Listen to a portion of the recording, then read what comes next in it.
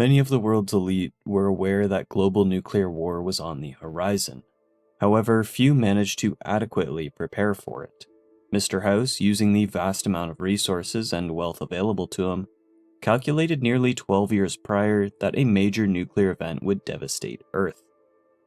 And so he planned not to save the world, but to save a beacon of it, to save Las Vegas.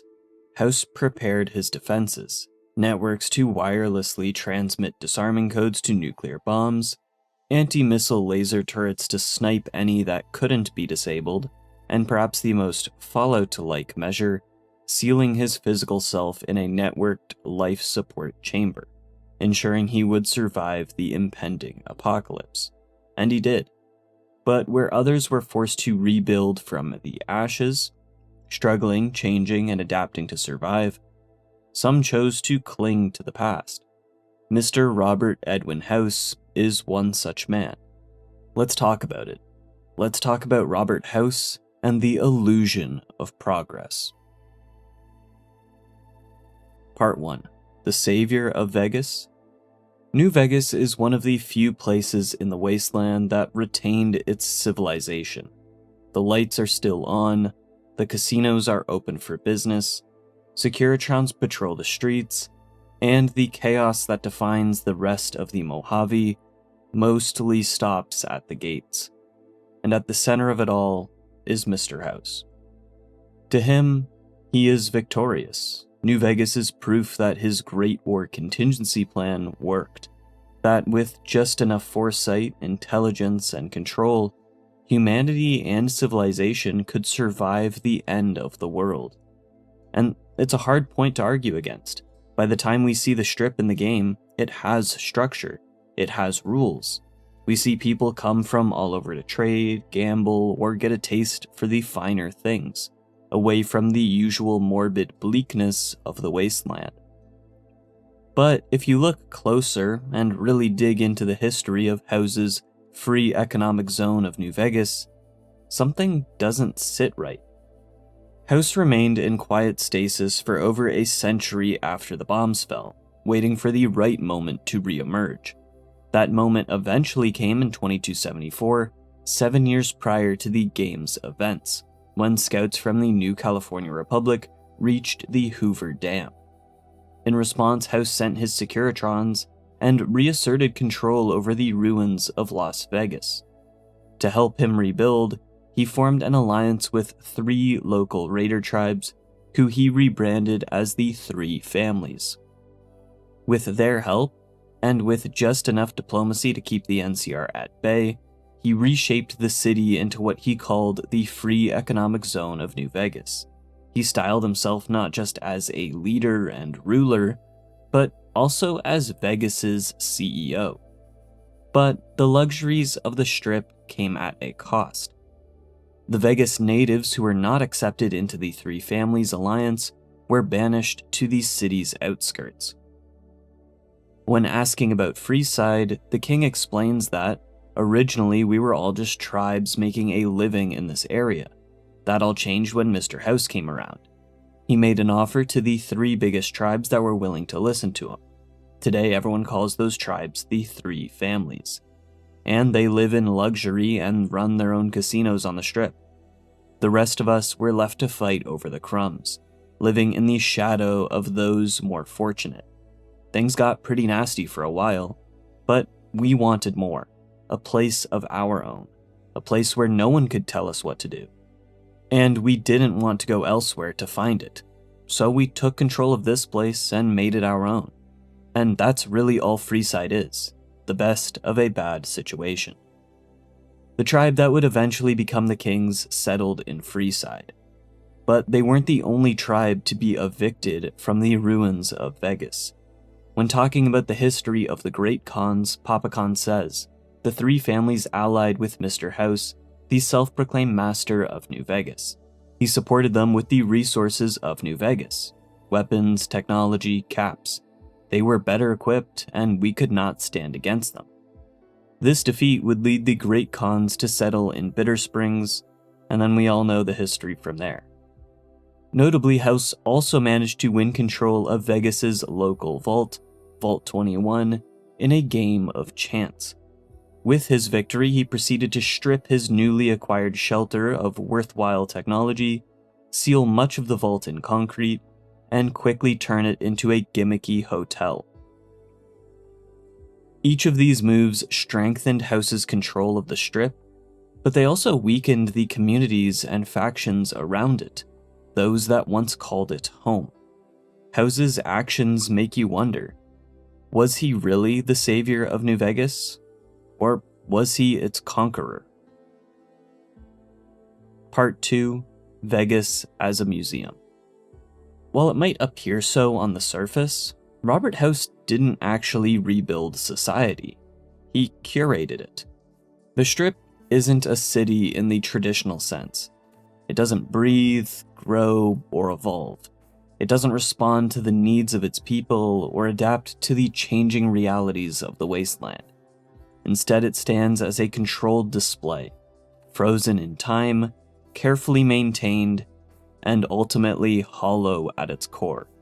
It's a museum more than it is a metropolis. Every piece of it exists because it fits into House's vision.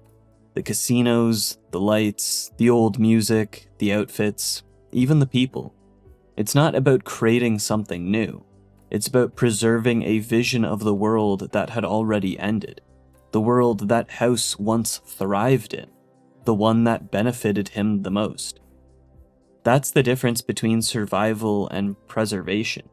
The people of the Mojave survive. They adapt, they compromise, they rebuild. House, on the other hand, wants none of that. He doesn't want change. He wants control. And to maintain that control, he stages a performance. The three families are essential to this act. Before House arrived, these were tribes, scavengers and raiders, each shaped by the harshness of the post-war Mojave. But House didn't see value in who they were. He saw what he could turn them into. Each family was rebranded, stylized, and handed a script to play. In exchange, they got status, protection, and a seat at the table, so long as they stayed in character. The chairmen became slick-talking, suit-wearing charmers, modeled after Rat Pack-era entertainers. The White Glove Society adopted the mannerisms and decadence of an elite upper class, despite hiding far more disturbing tendencies. The Omertas embraced the role as an organized crime family, complete with their own secrets, rivalries, and schemes. It's not really governance, it's just theater. These aren't communities built to last, and they're not supposed to be either. Their job is to maintain the illusion, to make the Strip feel like civilization never ended. And House watches from the Lucky 38 like a curator behind glass, fine-tuning the exhibit from a distance. But what happens outside the walls of this curated display is telling. Places like West Side, North Vegas, and Freeside are allowed to exist, but barely. They serve the Strip's economy, offering labor like escorting people to the Strip's gates, and they absorb the overflow of the desperate and unwanted. But they're not really a part of the vision. They don't get support. Freeside in particular is a direct consequence of House's decisions. The Kings were excluded from House's alliance and forced to settle in the surrounding ruins. They try to maintain order, but with no support, no infrastructure, and constant violence, it's hardly sustainable. House doesn't intervene, and why would he? As those in these outskirt communities, they don't add anything to the show. Even Vault 21, once a living and functioning vault community beneath the surface of New Vegas, was turned into a novelty. It's not preserved for its people or its culture, it's preserved for the theme, for the brand. Everything in House's New Vegas serves a purpose, but only as long as it reinforces the past version of Las Vegas. If it doesn't fit, it's ignored, buried, or pushed outside the frame. So while the Strip may appear civilized, it's not really a society. It's a monument, a set piece, a carefully maintained echo of a time that had already come and gone. And House is doing everything in his power to keep it exactly that way. Part 3, Power Without People. And at the heart of Mr. House's vision is power. Not just in the literal sense, though his Securitron army, fortified casino, and control over the Strip certainly give him that. House's power is also ideological. He believes his wealth, intellect, and foresight entitle him to shape humanity's future. He admits through dialogue that his long-term plan is to use New Vegas' economy to colonize space, with himself at the helm. Until then, he says he'll rule New Vegas as an autocrat, its chief executive. And when questioned about checks and balances, House insists his own judgment is enough. Sure, pal. I'm sure plenty of dictators felt the same way. For all his talk of progress, House isn't really imagining a bold new future. He's recycling a past where power was concentrated, dissent was irrelevant, and corporations ruled like kings. Vault-Tec, Robco, just to name a few. What House has now is that exact same thing, just with a desert wasteland backdrop. And that's the irony. House warns, if you want to see the fate of democracies, look out the window. But the wasteland wasn't caused by democracy. It was caused by the authoritarianism that replaced it. We've covered it a few times before in other videos, but pre-war America, especially near the start of the Great War, was shifting towards an authoritarian style of government. The military and National Guard were released on American citizens, folks were being put in camps, and neighbors turned on each other. And so in trying to avoid the failures of the past, House ends up recreating them. He's hypocritical. Like the groups he criticizes for suffering from old world blues, the NCR and Legion, House too suffers from it. Even after 2 centuries of preparation, he shows no real interest in improving the Mojave for its people. He won't support the followers of the apocalypse in expanding education. He won't mediate the water conflict between the NCR and the Kings. He won't solve the agricultural crisis that the NCR's Office of Science and Industry is struggling with. Even if he believes he isn't responsible for the world beyond the Strip, those people are still potential customers, workers, and tourists. Supporting them would be in his own interest, and yet he doesn't. And that's because House's strategy isn't about growth, it's about control. This is further illustrated with his desire to collect snow globes. The Vault-Tec promotional items can be found across the Mojave and entered into House's personal collection through the Securitron Jane. But collecting these little decorations isn't just an innocent hobby for him. Well, he might think it is, but it's not. Snow globes are these miniature worlds which remain pristine and perfect, until he decides to exert his control and shake them up, literally. If you think that metaphor is a stretch, just know that the games director is the one who made that comparison first.